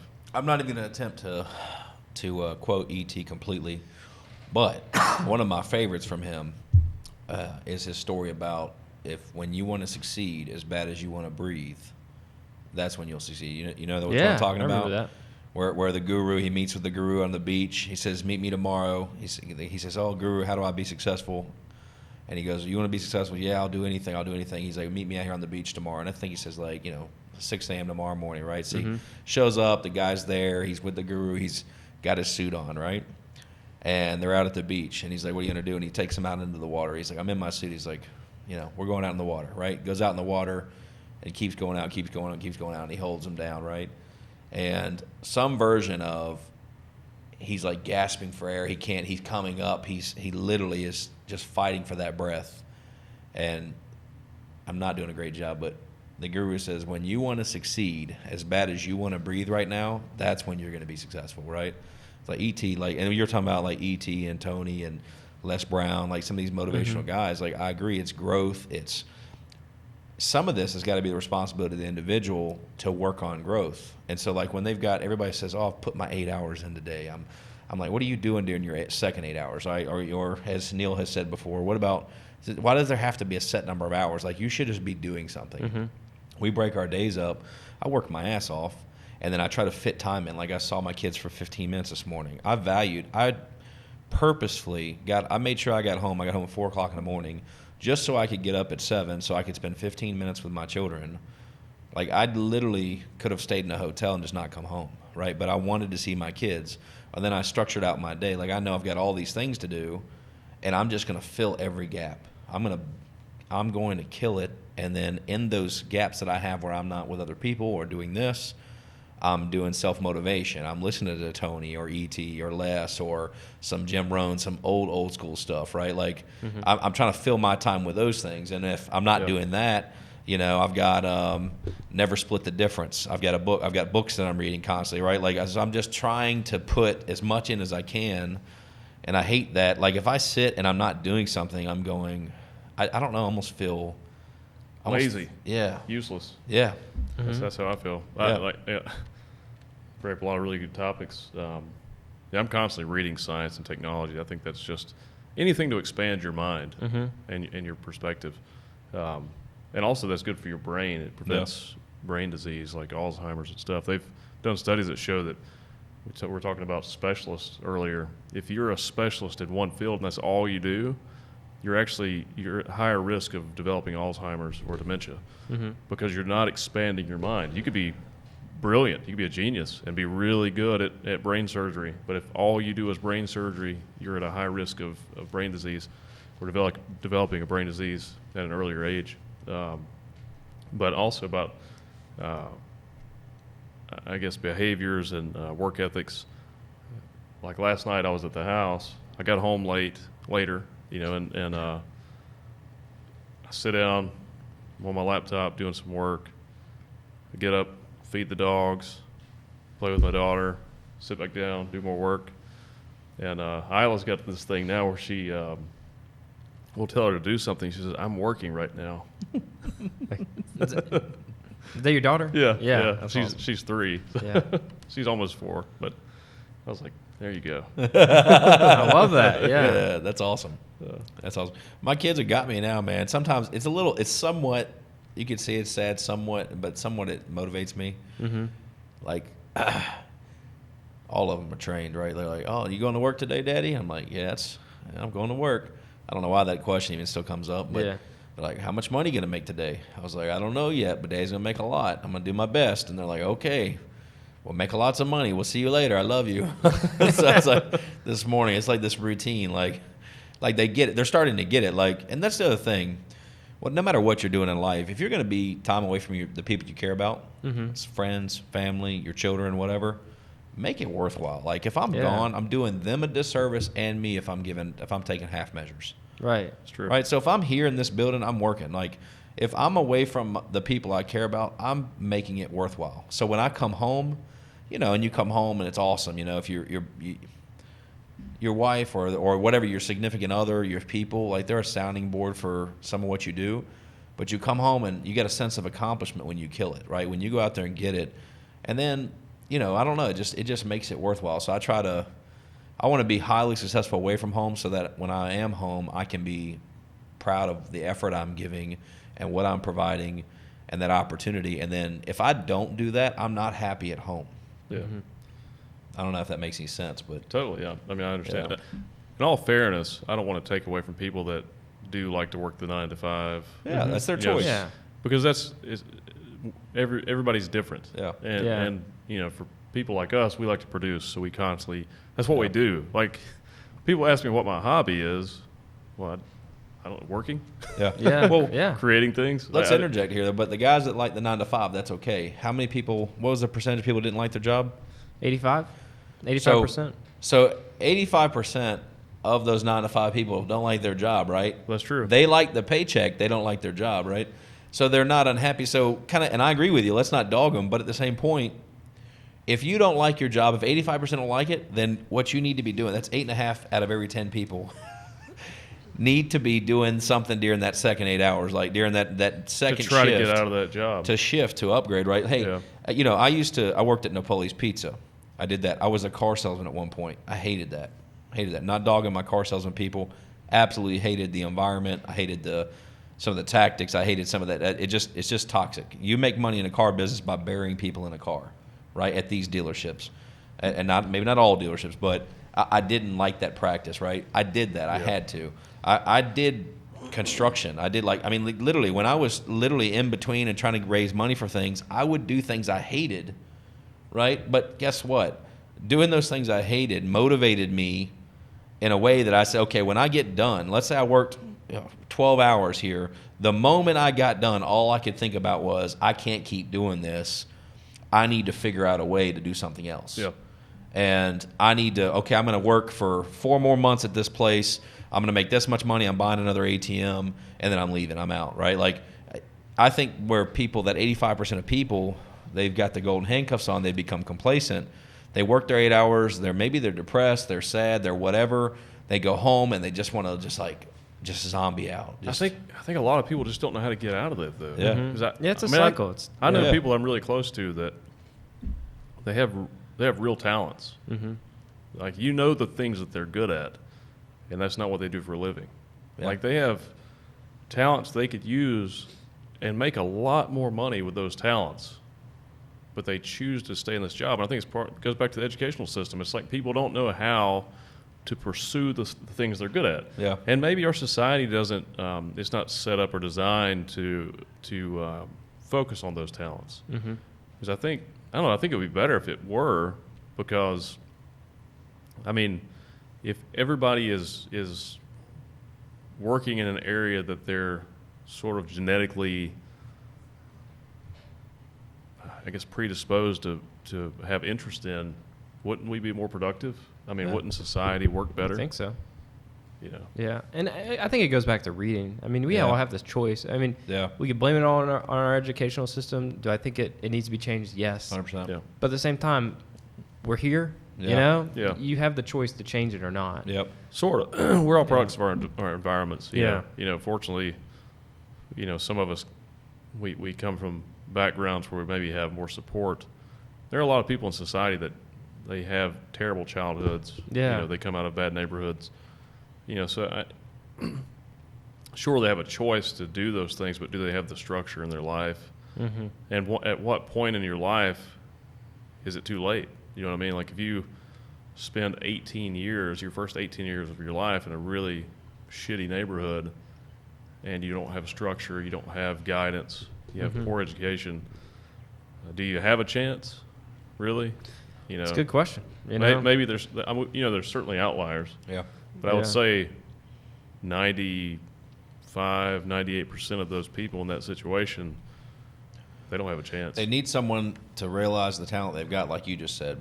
Yeah. Right? There's drug dealers on the corner in some of these environments that are doing calculus and they don't even know it. Yeah, Mhm. probably good business people. Right? Yeah, right. Good absolutely. entrepreneurs, Right, just because- focused on the wrong thing. Yeah, you got 13-year-olds on the corner selling nickel bags and dime bags. Like, and I'm not trying to. They're running a business, albeit an illegal one. They're part of a business, right? Yeah. They're a Mhm. salesperson, Yeah. right? They're working on commission, right? If you're on the street, you only get paid on performance. I grew up poor. I can tell you that from experience. Like, there's no guarantees. If you're in those communities, there are no guarantees. So you are a salesperson, right? You are paid on performance. So I think there's a lot of great talent that's untapped in some of these areas, but it's that question of, at what point do they pass a point that maybe they have gotten so far that they may not turn around? It's a structure and guidance issue. Yeah. And we need to. That's why I like that idea earlier about there are some communities I think that have less reach. I would love to be able to put things in their hands so that they have, because they need an escape. If they're in a terrible or abusive environment, maybe you can just provide another way for them to escape. Me too. Yeah, I Yeah. think it's great. I think we should all look at our whole society as one community of people. Mm-hmm. Yeah. And instead of, a lot of people look at economically depressed areas and impoverished communities as a drag on society. These people are getting free things. We shouldn't be giving handouts to people. But I look at those neighborhoods and those parts of society as, okay, that's a problem. Maybe we shouldn't have poverty in this country. Maybe we should look at that as an investment opportunity. Mm-hmm. We want society to be better, and the way you have a better society is you have better people. And to have better people, you have to invest in those people. So I think, we've rebuilt entire nations after wars. Why do we have these economically depressed communities in our country? We shouldn't. We should be finding ways to invest in these communities, building these people up, and making our whole community better. Right. And we have the resources to do it. We have the technology, the science. I think we have some archaic laws and some bad politics that prevent these things from happening. Hopefully our generations will change that. Yeah, and I think we're all willing to help. It's like Yeah. there's so many people I know that are willing to help. And Well, there's a lot of people that aren't willing to, though.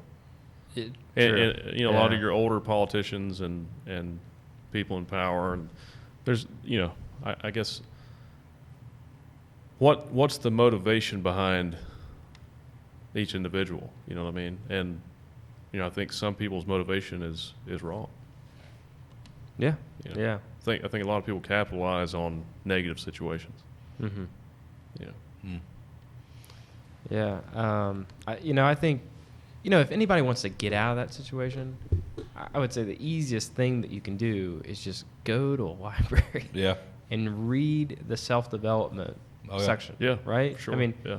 one of my habits that I always had, every Sunday, I would wake up early, work out, eat healthy that day, go to church, and I would go to Barnes & Noble every Sunday and read for at least 2 hours. I mean, that was my minimum. Yeah. Just so I can use that day of self-development, growth, and just getting better and learning something I didn't know. I used to, read, books on the CPA exam. Just to learn something every Sunday. Yeah.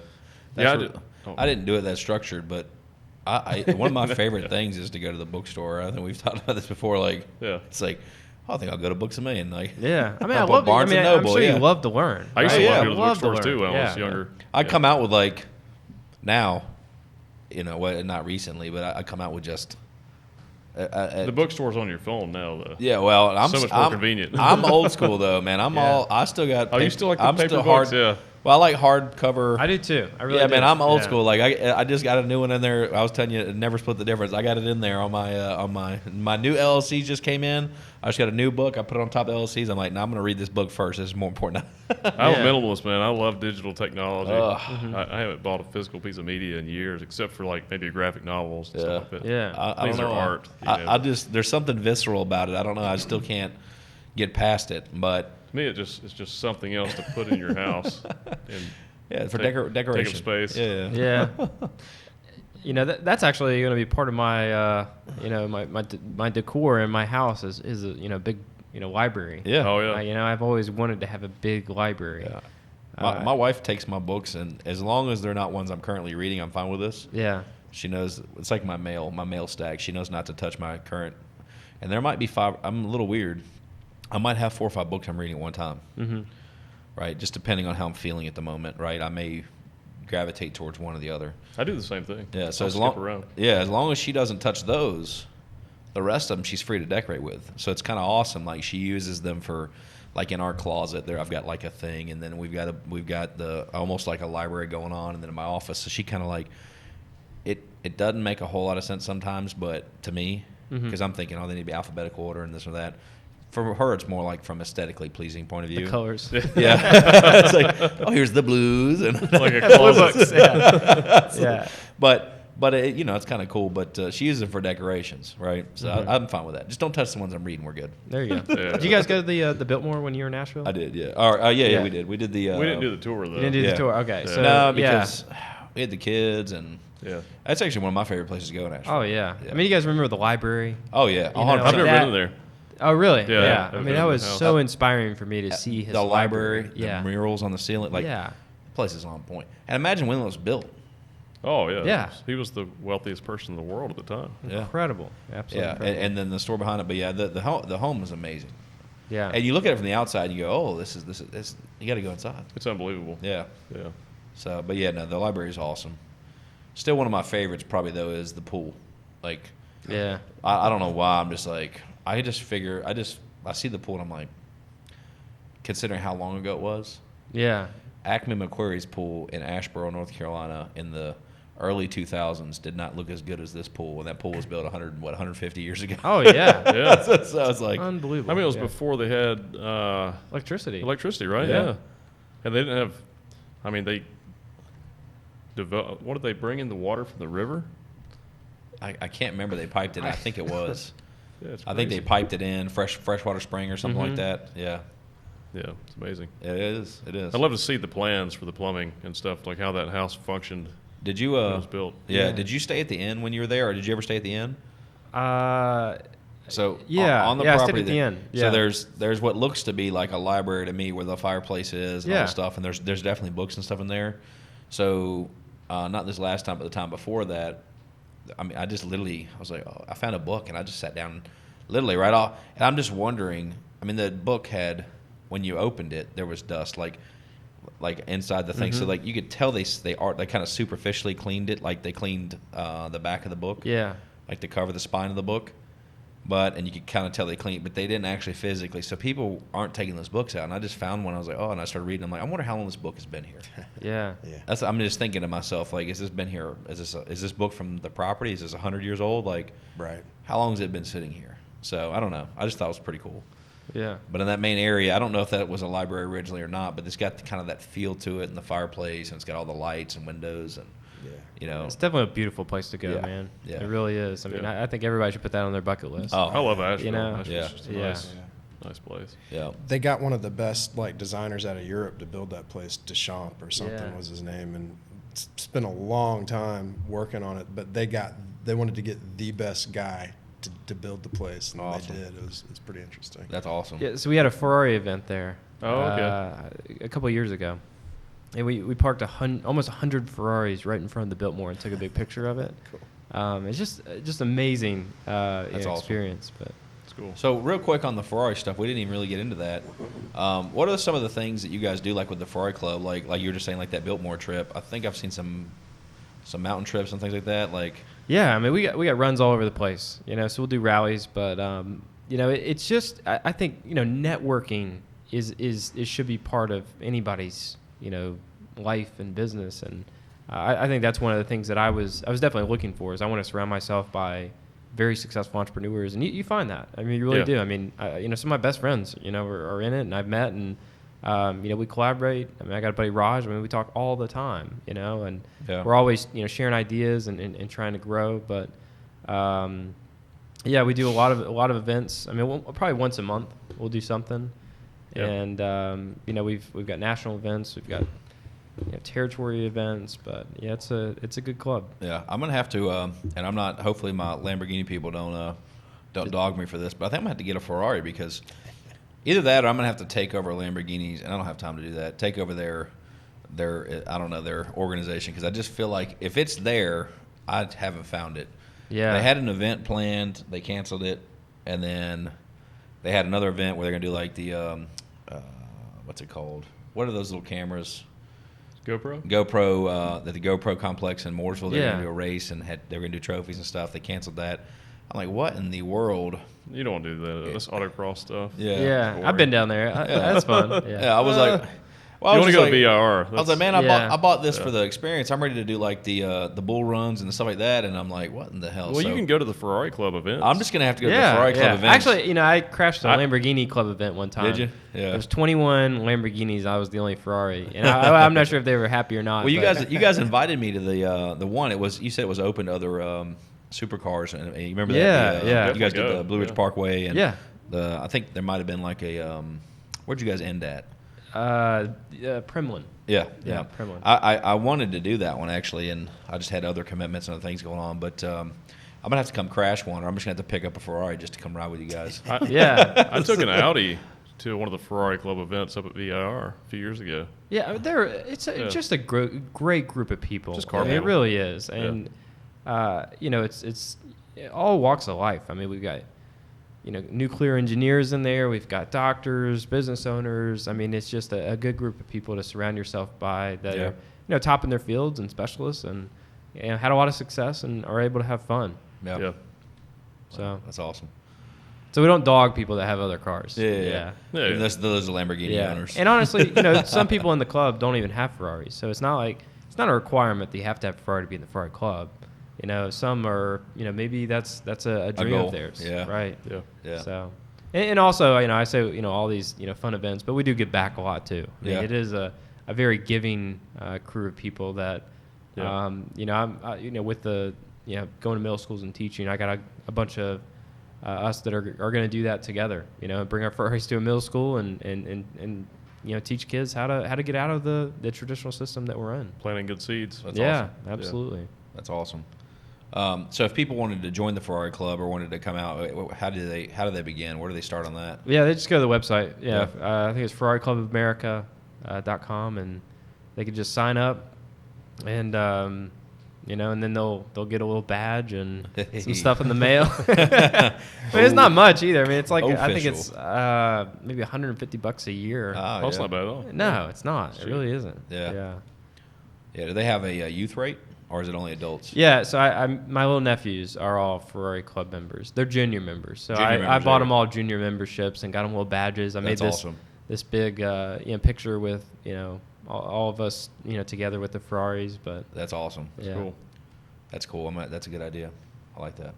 yeah. See, I feel like, and maybe I'm just not tied in. If so, anybody in Lamborghini world out there, I'm just not tied in. But I feel like Ferrari's got it locked in when it comes to like what you guys are doing. Yeah, I mean it's a good culture. I mean Yeah, it's it a is. good group of people. I mean it is. I was thinking maybe there's a bunch of group of assholes and they're really mean people, but I was thinking the same thing.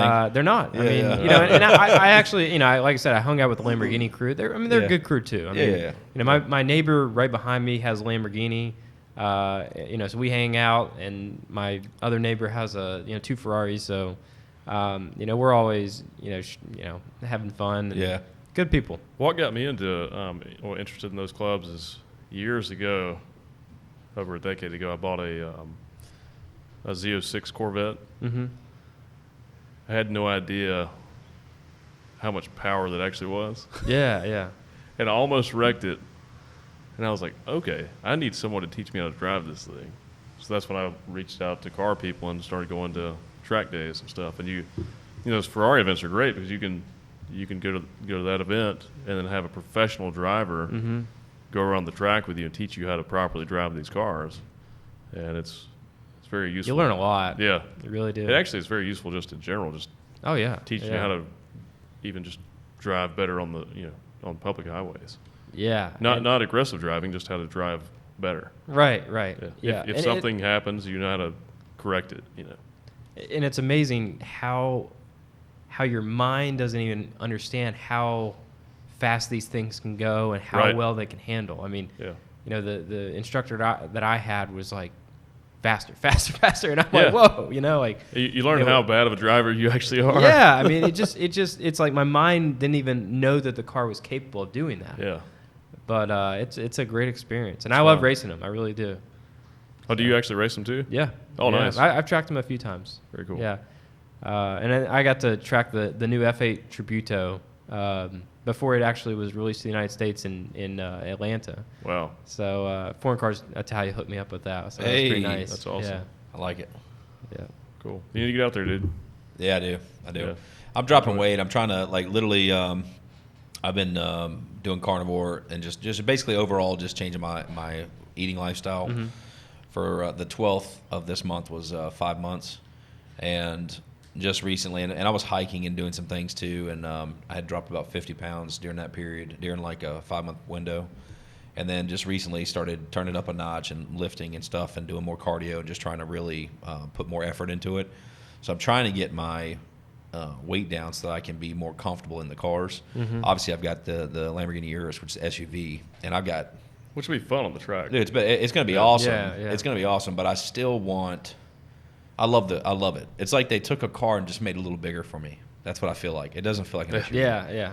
Right? But I still... Some part of me wants a car, right? And so one of my big motivators is to be able to fit more comfortably in one, and I can't wait. So I want to go out and do the track, and I want to do it in the Urus, but I also want to, I'm looking. I don't know. I'm either going to, I'm kind of toying right now between Lamborghini and Ferrari. I'm going to buy a car. I just don't know which one yet. So, we'll see. Ferrari.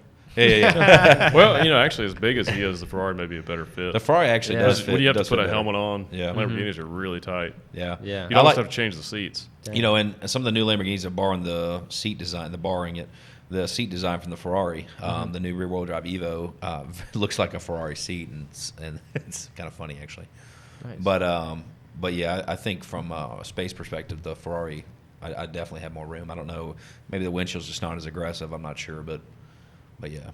Yeah, the thing about Ferraris and Lamborghinis, like, I think people think that they're so unattainable, and they're depreciating assets. And I mean, I think I paid maybe $100 for my insurance on the Ferrari, and the first one I bought, I bought it, drove it for maybe a year and a half, and sold it for more than I paid for it. I'm going to sell mine for more than I paid for it. Right. I mean, it's I'm not saying it's an investment and I'm making all this money off of it, but Right. I don't think you should buy one if the premise behind buying it is the only way it works is if it's an investment. But I do think it's a fringe benefit because like on mine, I've gotten the benefit of using it, and I'm going to sell it for more than I paid for it. Yeah. And I think that remains true in certain things. And I think Ferrari definitely, depending on what you're doing, I think you can definitely own a Ferrari, and at minimum, the cost of ownership is very low. Mm-hmm. Because now you got to be able to, let's say the Ferrari is $300,000. It has to fit within your budget. It has to fit within your budget. Yeah. But let's say the Ferrari is $300,000 and you're able to own it for 6 months, and 6 months later you sell it for $295. Your cost of ownership, and we're excluding wear and tear and operation, but cost of ownership essentially is $5,000, right, for 6 months, right? So I mean, what are we talking about? $750 a month? Like I know people that spend that on $40,000 cars, Right. Right. So, it's relative. Now you have to be able to be at a point in your life where you can do that. Mm-hmm. But I do think there's a lot. And I think I'm not going to put his name out there, but one of your friends or somebody that you guys know really well, he makes money. He buys every new one that comes out. I think you have to hold them for 6 months. He sells them, et cetera. Yeah. And it's like this rinse, wash, repeat. He sells them at a Right. profit, right? Yeah. I mean, there's plenty of guys out there. They buy every Yeah. brand new Ferrari that comes out, and they can, Yeah. flip it for a profit. That's right. Yeah. And I think there's that other side of it. And because they're limited production, it's a supply and demand thing. You're not seeing huge tank in value like you do. Let's say, and I don't know the national average anymore, but it used to be about 50% in the first 2 years of a depreciation of a car. That's not present in Lamborghinis or Ferraris. No, it's just not at not. all. Especially Ferrari. Ferraris have always had the best resale Yeah. value of all the Yeah. exotics. Yeah, Because Yeah. they it's the way their structure works is why. yeah, Yeah. I mean, honestly, it's typically the second owner that takes the hit. yeah. The first owner, not really. Yep. Second owner, probably. Yep. Third or fourth owner typically get a good deal on it. I agree. You know? I agree. The Ferrari I have now, I mean, I bought it 2 years ago, and I've got an offer for about the same thing I paid for it 2 years ago. Right. Yeah. So, Yeah, so at that point, so let's say you sell it for what you've got in it. You had effectively, for the most part, you've had it for 2 years for free. So you had the benefit Right. of using it. Right now, we can play the game of, well, what did the capital cost you because it wasn't invested? But at the same point, if you're buying a Ferrari, I feel like what you're trying to do is improve your quality of life. You've already done well financially. You're making a lot of right decisions. And this is something that you're doing as a tool to network or as a way just to improve the quality of life, something you're passionate about, you're interested in. right? And if you can do that and potentially at least not lose money and or make money while you're at it, then great. Right. So that's kind of the thing that I didn't really fully understand either.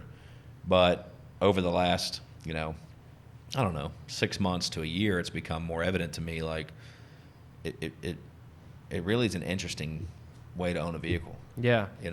And monetarily in and out, I wouldn't say it's a good investment, but you think of all the other things that come with it. I mean, it's a recruiting tool. It's people see that, it's inspiring. I mean, there's so many other things that come with it that's worth every gas buying station it. stop. He says, "Hey, plan 20." He told me this before I bought it, and he's like, some version of plan a 20 or 30 minutes for every gas station stop. That's what he had to do. So this morning I'll have to go on my Instagram and look, but there was a group of people that added me this morning at Sheetz. I think I was in Kernersville. I don't remember. I was so tired. It's like 3 a.m. But literally stopped. I'm like zombie mode. I'm just shaking it off. I'm going to go and top the gas off. I'm going to get a water. Like, I just got to kind of get up and move a little bit, right? So, because I'm still at that point probably an hour away from the house. And I come out, and there's like 3 guys and a girl, and they're at the car. They're getting a picture, and I'm like, and normally I would have given a little bit more time, but I probably spent 10 minutes talking to them. Mm-hmm. And immediately they're like, "Well, what do you do?" Well, it's like, "Hey, do you have any tips for me?" Like, it's a conversation starter. It's a door opener. So there's the other side of that it's going to open doors that wouldn't those people would have never, especially not 3 o'clock in the morning, would have never talked to me. They're not going to come up to my car.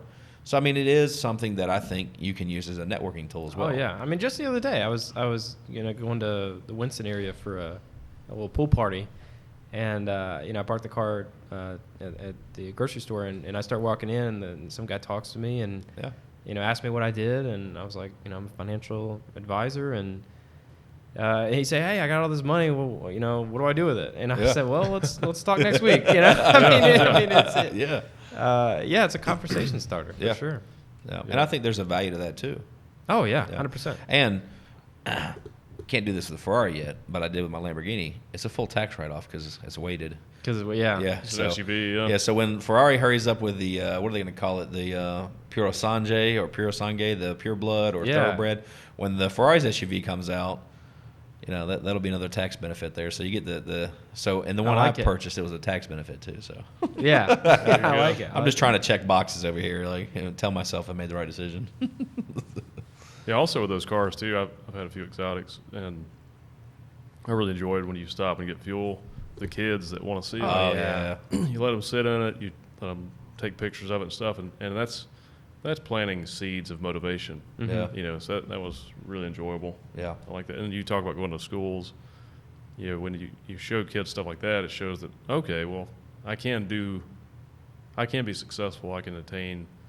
Maybe you don't want to buy a car, but you can be successful and have resources to do bigger things. Absolutely. Yeah. That's cool. So, well, how can people look you up, man? You want to just tell everyone how to look you up on social media and if they want to reach out to you about investing? Sure. I guess you could Google Scott Cole, Scott Cole Banker's Life. We got a website through our company and everything, but bankerslife.com, and just go to the locator and find the Greensboro branch. Yep. Awesome. So, and then Instagram is Scott Cole. Scott Cole 33. I believe. Yeah. I can't remember. Yeah. Okay. Scott Cole Cole 33. Yeah. Well, man, it was great having you on the show. Yeah, I appreciate you guys having me. Absolutely. I had a lot of fun. And if you guys enjoyed the episode, be sure to like and subscribe, and we'll see you next week. Bye. Later, guys.